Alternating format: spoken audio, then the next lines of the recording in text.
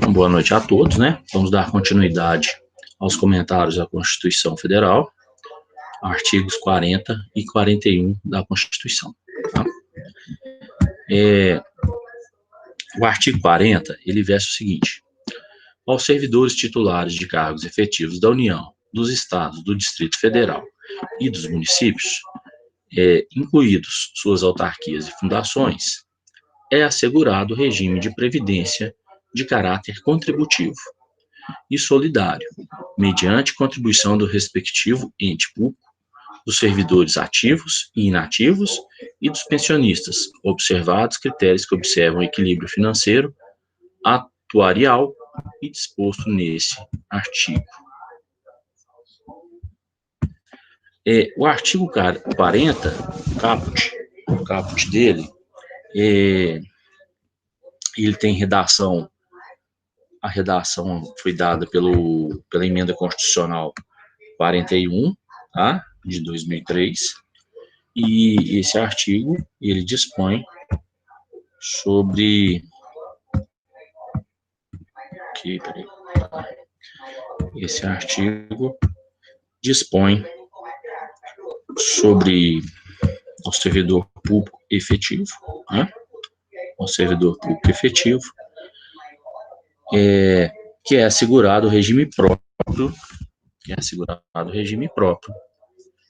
peculiar ou especial, da Previdência, tanto o servidor da administração da Previdência Social com caráter contributivo, né, e solidário. Olha só, gente, então é assegurado, né, ao servidor o direito à Previdência Social, tá?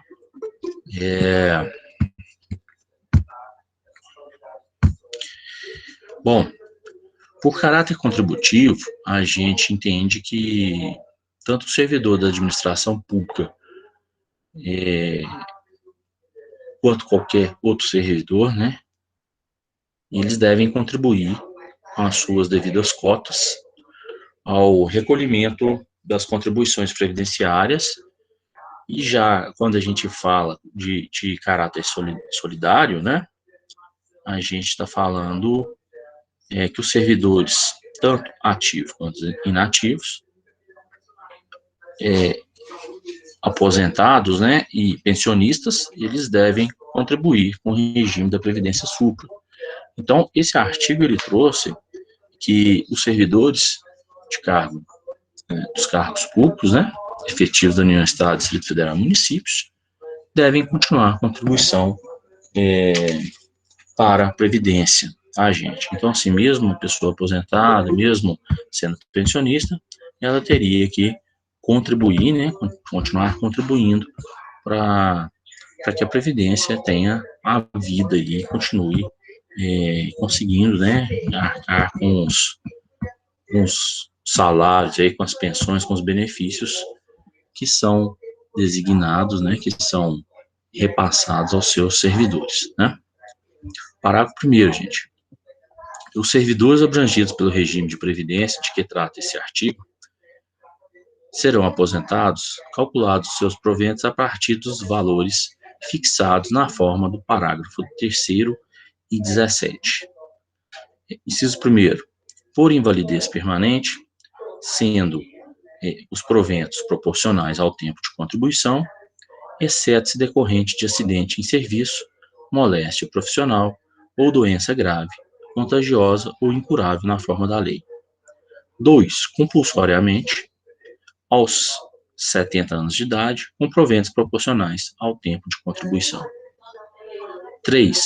Voluntariamente, desde que cumprido o tempo mínimo de 10 anos de efetivo exercício no serviço público e 5 anos no cargo efetivo em que se dará a aposentadoria, observadas as seguintes condições: 60 anos de idade e 35 de contribuição se homem, 55 anos de idade e 30 de contribuição se mulher. B. 65 anos de idade se homem e 60 anos se mulher, com proventos proporcionais ao tempo de contribuição.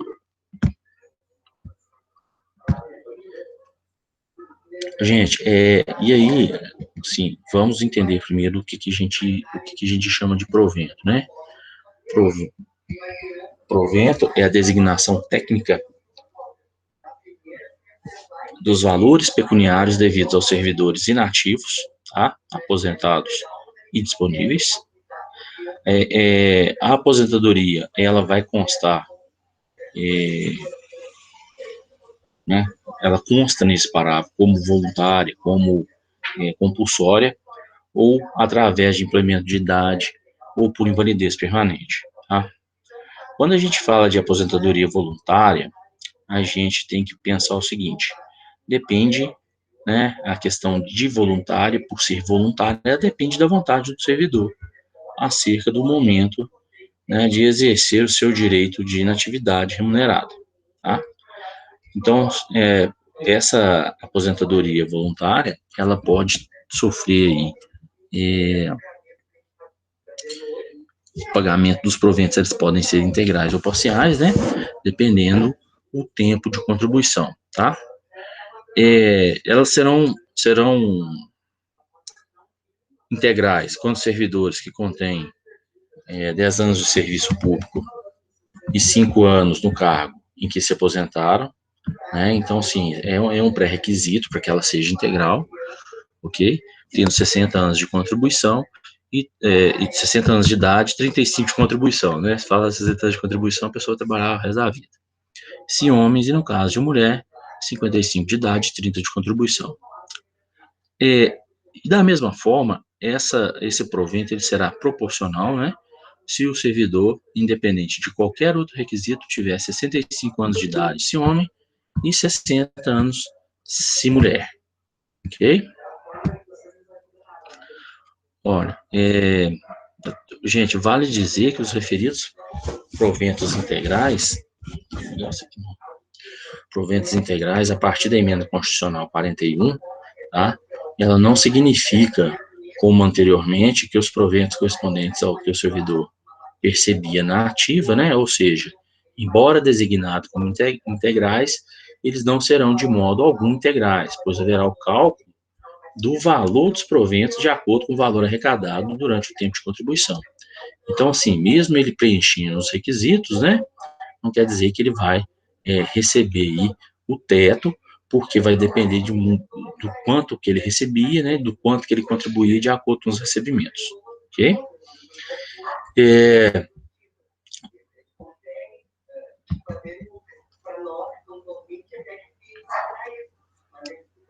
A aposentadoria compulsória, ela ocorre quando o servidor atingir 70 anos de idade, ok?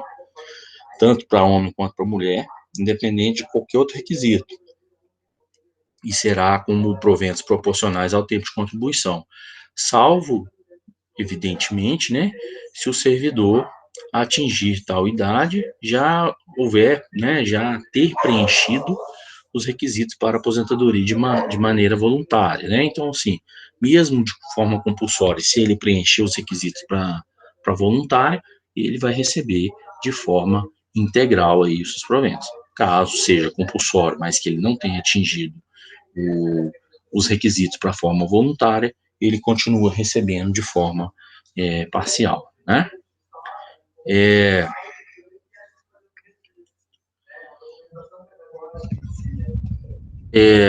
Aposentadoria por invalidez. Olha só, gente, geralmente a aposentadoria por invalidez permanente, né? O que ela é essa questão da invalidez permanente? Caso seja por serviço, por acidente do trabalho, moléstia grave ou incurável, especificado em leis, né? Será com proventos integrais, ok? Independente de qualquer requisito. A gente já viu a questão, né? A gente já viu a questão do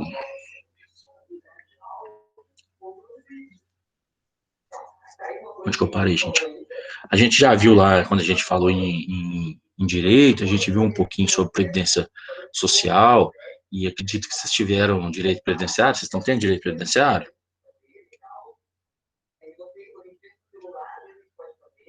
Pois é. Breno, a gente tem ainda direito previdenciário. Tem, né? Tem. Pois é, a questão do direito previdenciário, né? Então, ele vai abordar muito bem essa questão, acredito eu, né? A gente, assim, professor capacitado, claro, né? Ele deve abordar, se já não tiver abordado, a questão da aposentadoria por invalidez, né? Como que essa aposentadoria funciona, né? Inclusive que a Previdência Social, num primeiro momento, ela afasta esse empregado por uma aposentadoria por invalidez provisória, né, que ela pode, durante alguns anos, né, fazer aí uma perícias de tempo em tempo, ok? Mas geralmente, tá, gente, não é regra geral, ok? Mas é de forma, assim, né, que o INSS geralmente utiliza, tá? Pode haver exceções, que quando um servidor, um funcionário, né, esteja afastado por invalidez por 5 anos, né, o INSS faz a sua última perícia nesses 5 anos e passa a considerar esse empregado como aposentado por invalidez permanente, tá? Então, assim, é, é, é mais ou menos isso, ok? É mais ou menos isso. Só que eu não quero me adentrar não para não contradizer talvez que o professor de previdenciário possa falar, ou, né, deixar para ele explicar para vocês, tá? Mas a questão da aposentadoria por invalidez, ela funciona geralmente no INSS dessa forma. Não quer dizer que com 5 anos o cara garantiu o direito ali, ele não vai ter mais nenhuma perícia, não é isso, né? Aí, geralmente o INSS com 5 anos ele para, mas o INSS pode vir a pedir futuramente, né, se ele entender que a doença que aquele funcionário tem não gera essa invalidez permanente, tá, gente? Outra invalidez, né, outra causa de invalidez permanente que não seja acidente em serviço, doença trabalhista, moléstia grave ou incurável especificada em lei, tá? Ela pode ser concedida, né, mediante as perícias que serão feitas, tá? Só que os proventos serão proporcionais ao tempo de serviço, tá? E também não depende de nenhum outro requisito, ok, gente? Então, quando a gente fala de aposentadoria por invalidez, aí a gente tem que analisar se está dentro daqueles requisitos iniciais aí que eu falei, acidente em serviço, doença trabalhista, moléstia grave ou incurável, especificado em lei. Se tiver, proventos integrais. Se não tiver, né, se for outros além desses, proventos proporcionais ao tempo de serviço, tá? Independe de qualquer outro requisito. Bom, vamos dar andamento aqui. Parágrafo 2º. Os proventos de aposentadoria e as pensões, por ocasião de sua concessão, não poderão exceder a remuneração do respectivo servidor no cargo efetivo em que se deu a aposentadoria ou que serviu de referência para concessão de pensão. Aqui, gente, tem-se um limite ou teto individual, tá, para os proventos e para a pensão, tá? Esses benefícios por ocasião de sua concessão, né? Eles não poderão exceder a remuneração do respectivo servidor no cargo efetivo ou vitalício, né? A gente tem aí alguns cargos vitalícios na esfera pública, tá? Lógico, no cargo que se deu a aposentadoria, né? Ou no que o servidor aí exerceu atividade de referência para concessão do benefício da pensão. Então, assim, não pode ultrapassar o que ele recebia enquanto efetivo, tá? Terceiro, para o cálculo dos proventos de aposentadoria, por ocasião da sua concessão, serão considerados as remunerações utilizadas como base para as contribuições do servidor aos regimes da Previdência de que tratam esse artigo e o artigo 201, na forma da lei. O regime da Previdência de que trata o artigo 201 da Constituição Federal é o regime geral, tá, gente? Por quê?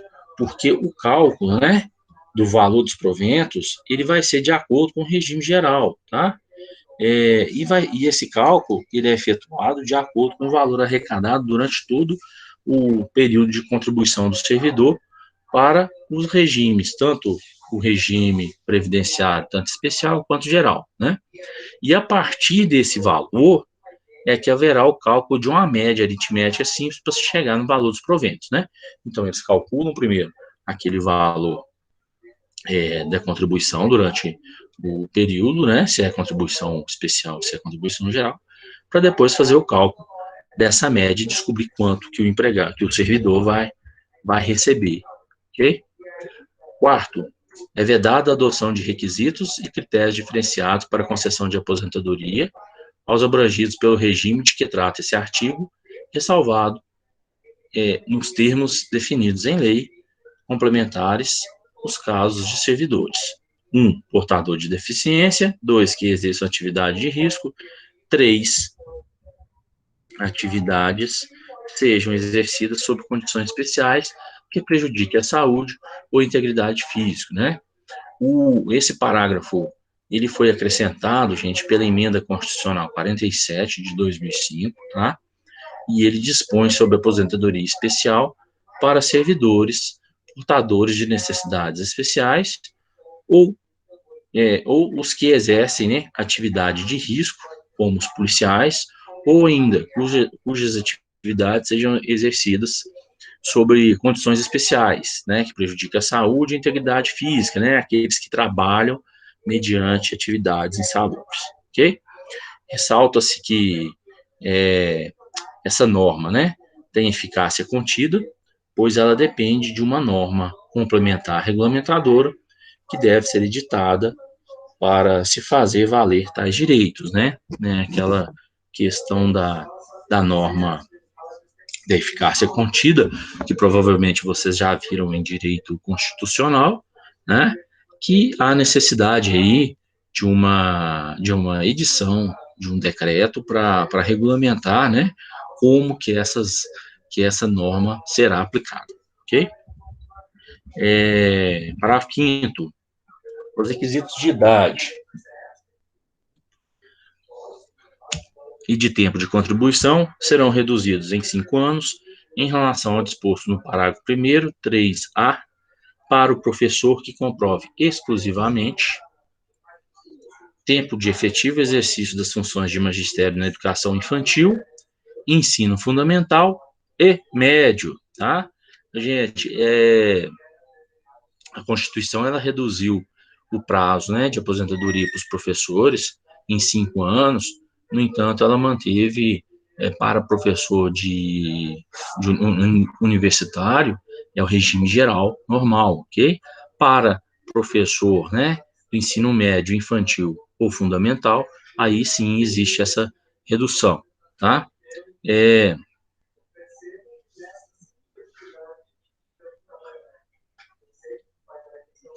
Bom, parágrafo 6º.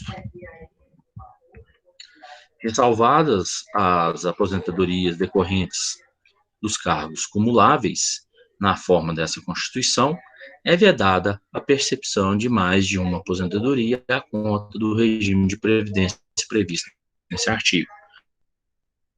Gente, com exceção dos casos, né, permitidos de acumulação remunerada de cargos, que a gente falou lá no inciso 16 do artigo 37, a Constituição veda a percepção de mais de uma aposentadoria no mesmo regime de previdência, tá? Porém, se a aposentadoria ocorrer em momentos. Ai, meu Deus.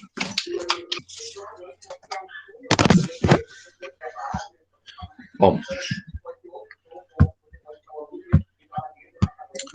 parágrafo 7º. A lei disporá sobre a concessão do benefício de pensão por morte, que será igual 1. Ao valor da totalidade dos proventos do servidor falecido, sob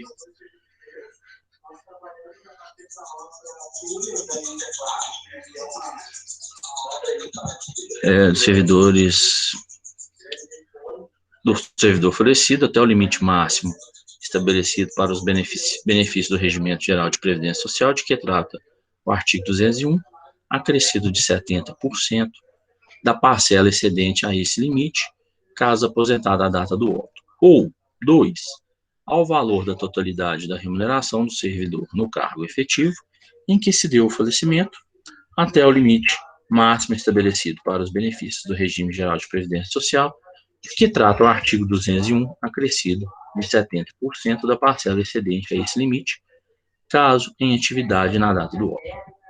Gente, em se tratando de pensão por morte, o parágrafo supra, né, e ele dispõe que o benefício será pago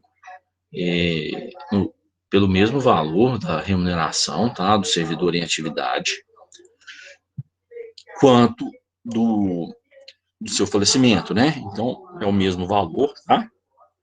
Ou proventos, né, no caso de servidor aposentado, quando do seu falecimento, até o limite estabelecido, né, no regime geral do INSS, tá?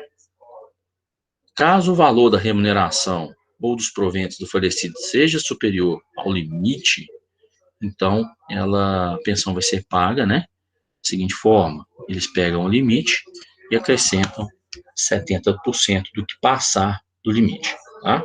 Os outros 30 que não forem mencionados, né, que não foram mencionados aí de forma nenhuma, né, não foi expresso pelo legislador, né, serão retidos como se fosse um pedágio, né, reconhecido como um pedágio para tentar abrandar o rombo previdenciário existente. Gente, nossa aula não é de direito previdenciário, mas a gente, pelo menos eu, minha visão um pouco diferenciada da questão da previdência, o pessoal fala em rombo previdenciário, mas bastasse que os servidores, né, principalmente esses de cargos mais elevados, contribuíssem para que não existisse esse rombo, tá? Mas essa matéria deixa para lá, deixa para outro professor. 8º, é assegurado o reajustamento dos benefícios para preservar em caráter permanente o valor real, conforme critérios estabelecidos em lei. Novamente, a emenda constitucional 41, tá, gente? Ela extinguiu a paridade, que funcionava da seguinte forma: quando o servidor em atividade ele tinha um aumento ou gratificação no seu vencimento, esse aumento ele também era repassado, né, ao servidor aposentado na mesma proporção e na mesma época. Então, assim, a emenda constitucional acabou, né, a questão da paridade, porém, né, mesmo não existindo a paridade, a Constituição ainda ela assegura o reajustamento dos benefícios para preservar o caráter do valor real dos proventos, tá, gente? Fato que é garantido pela Constituição ao servidor público, mas a gente vê que quanto ao funcionário privado aí, isso não ocorre, né, gente? Tanto aposentado aí que existe defasagem na sua aposentadoria que ele não consegue nem se manter, né? Na verdade é essa. Parágrafo 9º, o tempo de contribuição federal, estadual, municipal será contado para efeito de aposentadoria e o tempo de serviço correspondente para efeito de disponibilidade. Então, a aposentadoria, ela tem a forma dela de ser calculada, né? A gente tem que atentar para o fato de que o tempo de contribuição, tá, será computado para efeito de aposentadoria, né? Juntamente com o tempo de serviço, né? Então, sim, são fatores aí, como eu disse, o professor mais adequado a abordar esses temas com vocês, né, de previdenciário, é o professor de direito previdenciário, o professor Henrique, né? Bom, eu vou dar uma pulada aqui porque 40 praticamente fala de previdência. Ah, é o Lucas? Não, beleza. O Henrique dá o quê? Ah, sim. É mesmo? Aí o Luiz dá o quê?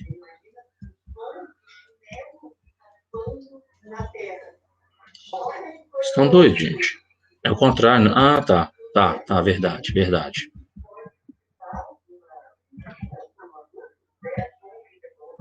Mas o mais... Bom, deixa eu pra lá, né? Deixa eu perdi aqui o artigo. Peraí, gente, só um minutinho.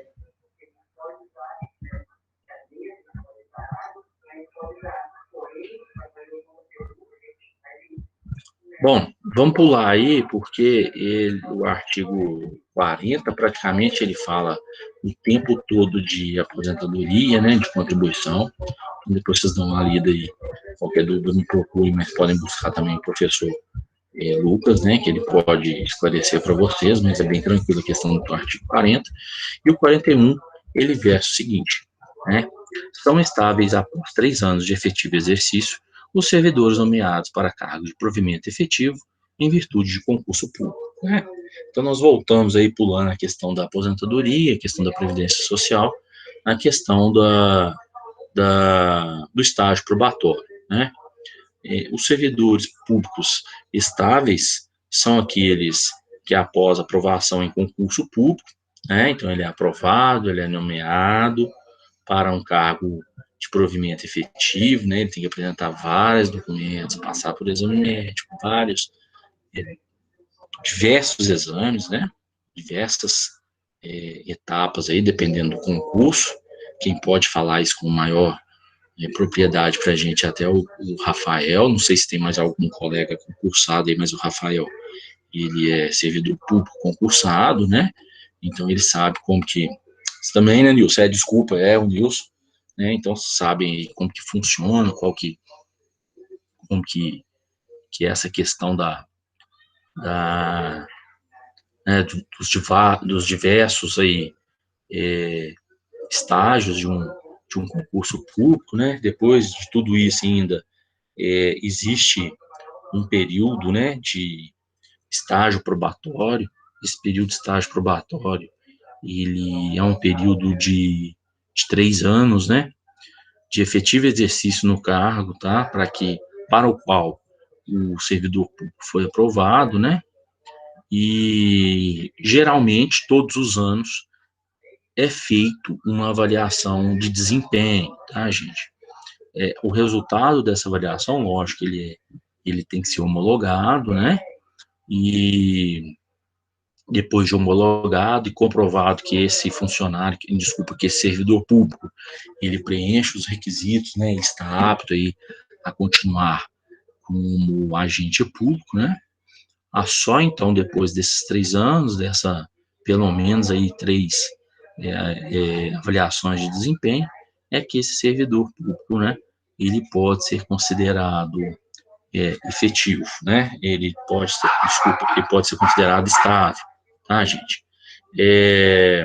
Outra coisa que a gente tem que saber da questão da estabilidade é o seguinte: a, a estabilidade, lógico, ela traz uma segurança, né, para esse servidor, e em alguns casos a estabilidade é um requisito para a progressão de carreira, né? Quando esse servidor já atinge estabilidade, ele já sobe um nível na sua carreira, tá, gente?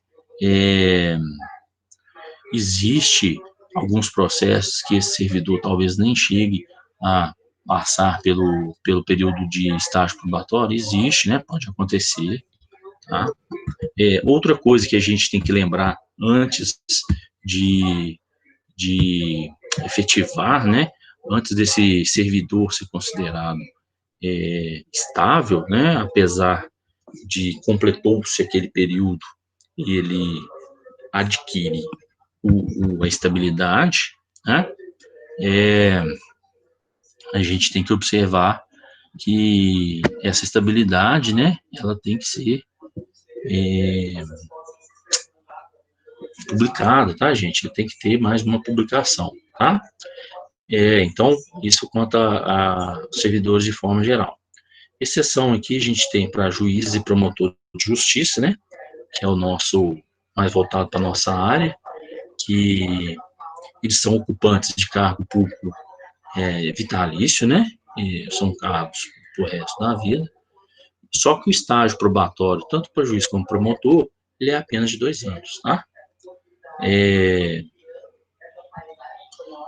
Então é isso. Uma coisa que a gente também tem que pensar é que não existe mais, né, a estabilidade absoluta automática, né? Então, assim, portanto, apesar da gente pensar que o servidor público é estável, né, existe alguns termos previstos na lei, tá, que esse servidor poderá perder o cargo, né? Então, assim, mesmo com a estabilidade, se o servidor público não agiu ali de acordo com a legislação, né? Se ele foi passível de alguma penalidade, né? De algo que desabonasse a sua conduta, ele pode perder o cargo, tá? Mesmo que seja vitalício, ok? E aí, gente, a gente observa também, nesse caso, da perda de um cargo, o princípio da eficiência, né, que a gente falou nas primeiras aulas, tá? Então, vamos lá. Parágrafo 1º do artigo 41. O servidor público estável só perderá o cargo, em virtude de sentença judicial transitada e julgada, né? Então, o servidor que praticar um ilícito penal, né, ele será julgado pelo Poder Judiciário, tá, gente? Então, assim, lógico, ele vai poder constituir um advogado, ele tem direito à defesa, né, ao contraditório, tem direito de recurso, tem direito de tudo que qualquer cidadão tem, tá? Então, deixa eu só terminar o raciocínio aqui, Nilson.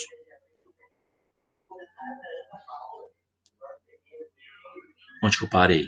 Em virtude de sentença judicial transitada julgada. Que ele perde o cargo, né? Então, olha só, mas para isso ainda, gente, tem que ser comprovado o ilícito penal, né? Tem que ser comprovado o ilícito penal e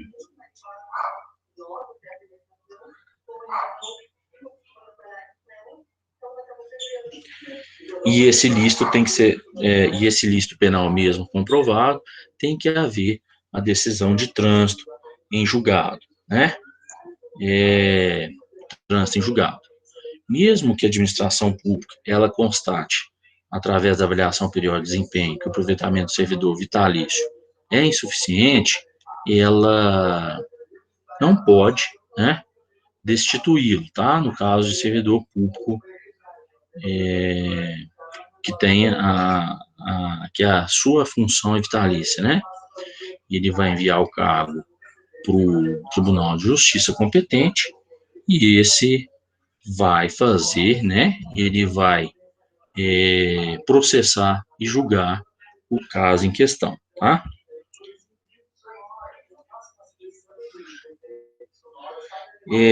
Esse é um dos casos que existe essa questão da perda do cargo, né? O segundo caso é mediante processo administrativo. Lógico que nesse processo administrativo tem que ser assegurado a ampla defesa, né? Então, o servidor público ele vai passar por um processo disciplinar, e esse processo disciplinar, ele tem que constatar, né? Primeiro, que houve o ilícito e que o servidor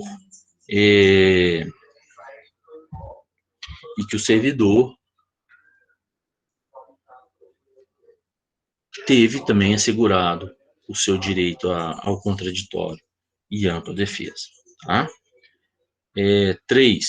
Mediante procedimento de avaliação periódica de desempenho, na forma de lei complementar, assegurada ampla defesa, né? Então, o servidor perderá o cargo por insuficiência de desempenho também, via administrativa, né? Via administração pública, assegurado a ele novamente o princípio da ampla defesa contraditória. Neste caso, o certo é a perda do cargo através da exoneração, tá? O servidor estável também se enquadra nesse inciso. Antes de eu entrar no parágrafo 2º, o Nilson, no caso do judiciário, a perda do cargo e a aposentadoria compulsória depende muito do que aconteceu, tá, Nilson? Porque pode acontecer da pessoa, dependendo do ilícito que ela cometer, ela perder o cargo e não ter essa aposentadoria compulsória, tá? Mesmo sendo vitalício, né? Ela perder o cargo mesmo, tá? Então ela deixa de receber, ok? Então, assim, vai depender muito do caso em si e das penalidades que podem ser aplicadas, tá? A maioria das vezes eles são conduzidos, né, para aposentadoria compulsória. Isso ocorre também, eh, em alguns casos, né, Rafael, me ajuda aí, mas eu acho que na polícia também acontece alguns casos assim, né, aposentadoria compulsória.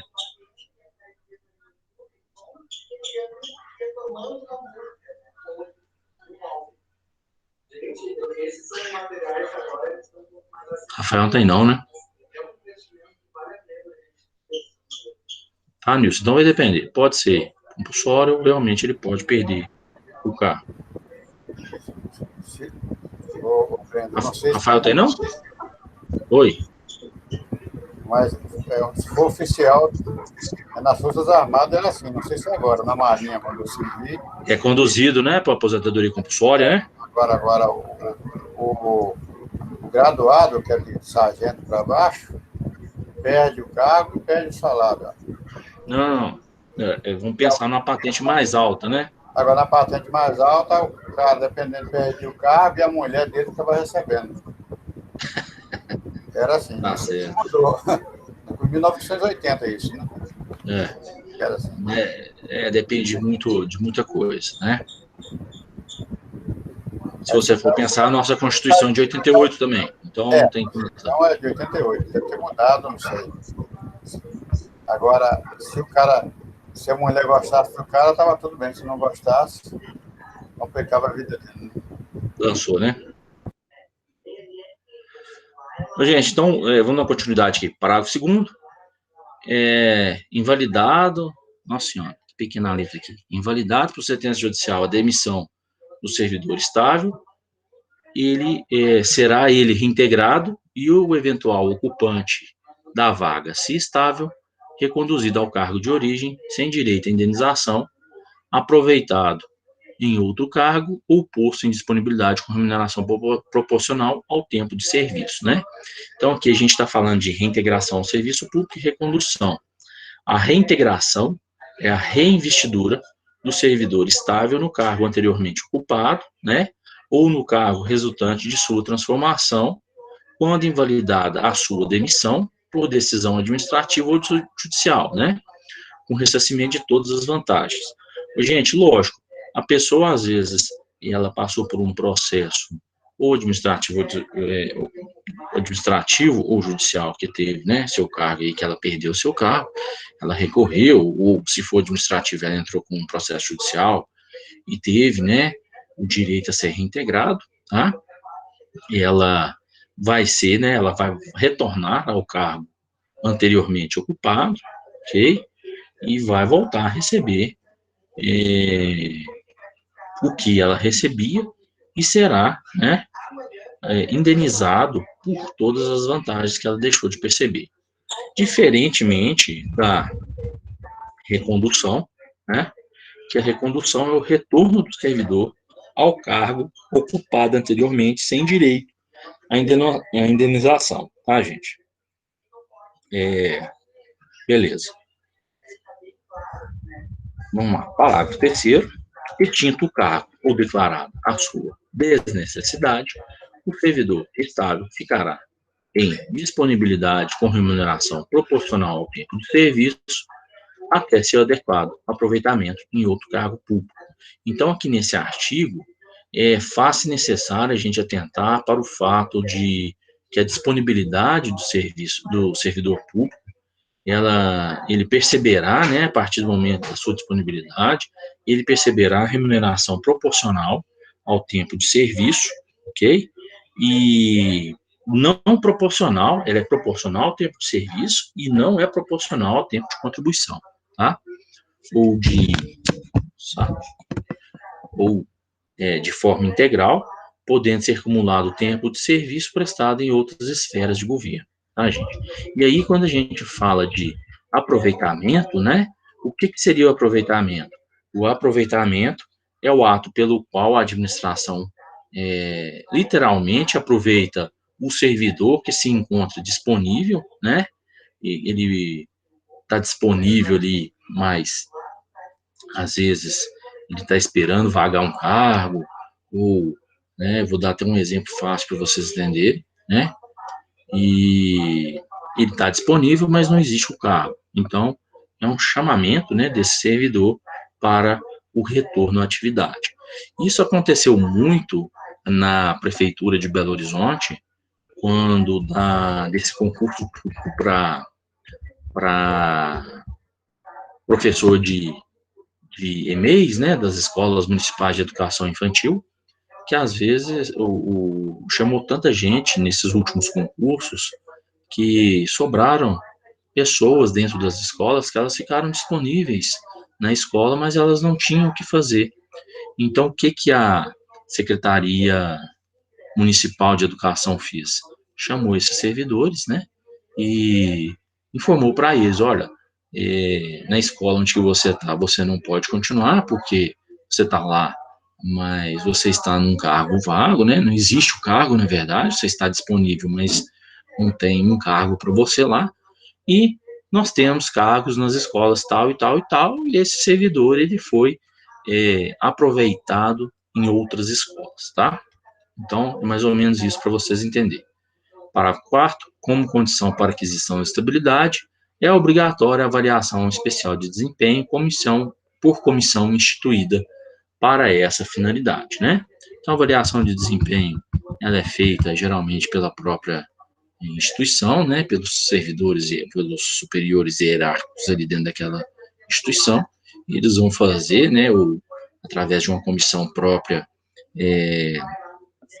criada para essa finalidade, e eles vão elaborar os testes, aplicar esses testes, né, essa avaliação de desempenho, e os resultados, né, serão homologados, e esse servidor passa a ter estabilidade. Bom, gente, encerramos aqui os comentários do artigo 37 ao 41 da Constituição Federal, e então, na próxima aula, né, a gente vai fazer uma atividade desses artigos, e para a semana que vem a gente já começa atos públicos, tá? Vamos encerrando por aqui. Boa noite a todos vocês, até quinta-feira. Não vai fazer chamada não, professor?